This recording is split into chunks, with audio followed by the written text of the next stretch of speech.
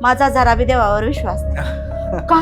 कारण माहितीये का, देवानं कुठं चांगलं केलंय माझं. देवानं मला ना फक्त कष्ट करायला बघा ना, मला माहेर नीट नाही भेटलं ना, मला सासर नीट भेटलं नाही ना कुणी.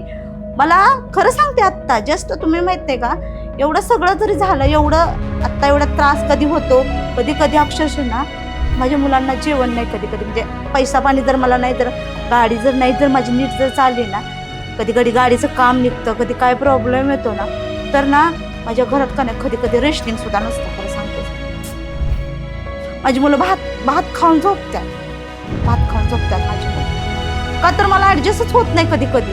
जर गाडीत जर नीट नाही चालली, कधी गाडीचं कामच निघलं, तर सगळं जजमेंट माझं हे होतं. आणि मग काय होतं, मुलं भातच खाऊन झोपतात, मग कधी काय असेल तर ॲडजस्ट होतं, नसेल तर नाही. मग तो महिना लय त्रासात जातो माझा.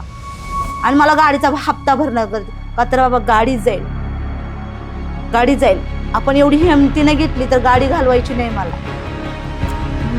त्याच्यावर आमचं पोट आहे. आणि माझ्या दोन्ही मुलांचं करिअर आणि आमच्या घरच्यांचं पोट, आमच्या 3 मुलांचं पोट आहे माझं त्याच्यावर.